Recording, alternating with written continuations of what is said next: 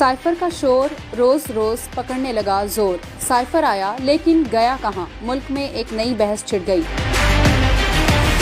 مسلم league نون اور تحریک انصاف کو تو جیسے ایک دوسرے پر الزامات کی بوچھاڑ کے لیے نیا موقع مل گیا.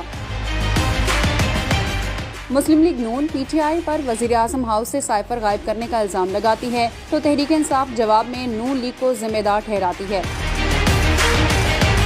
عمران خان نے تو صاف صاف کہہ دیا سائفر کی جو کاپی میرے پاس تھی معلوم نہیں کہاں وہ غائب ہو گئی.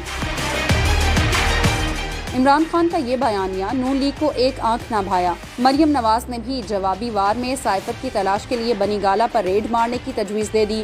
بنی گالہ جس کا اصل نام منی گالہ ہے، وہاں پر بھی ریڈ ہونا چاہیے. رانا صاحب، وہاں پر بھی ریڈ ہونا چاہیے. وہاں سے آپ کو پتہ چلے گا کہ وہ سائفر کی کاپی کدھر گئی اور جو اصل منٹس تھے وہ کیا تھے، اصل خط تھا وہ کیا تھا، اصل کمیونیکے تھا وہ کیا تھا، اور اس کو ٹیمپر کر کے کیا بنا دیا. تبھی جیب میں ڈال کے وہ خط لے گئے. جلسوں میں لہرانے کے لیے آپ کے پاس وہ خط ہے، لیکن عوام کو دکھانے کے لیے وہ خط نہیں ہے. دونوں جماعتوں کی اعلیٰ قیادت تو ایک طرف، کھلاڑی اور متوالے بھی معاملے پر آمنے سامنے ہیں. الزام انہوں نے یہ لگایا کہ مراسلہ جو ہے وہ غائب ہو گیا ہے. پی ایم ہاؤس سے مراسلہ غائب ہو گیا ہے.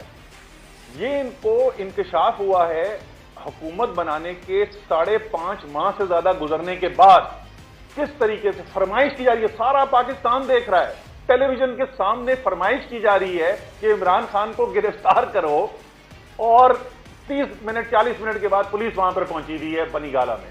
جو حلف وزیر اعظم کا ہے اس میں لکھا ہے کہ میں پاکستان کے ریاست کے مفادات پر اپنے کسی مفاد کو ترجیح نہیں دوں گا.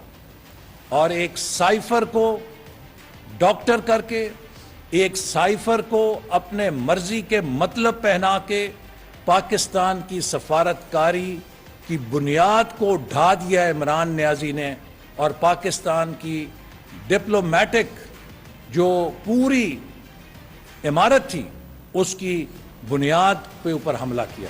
آڈیو لیکس اور سائفر کی گمشدگی کے بعد اب اور کون سی کہانی سامنے آتی ہے، سب کو اس کا ہی انتظار ہے.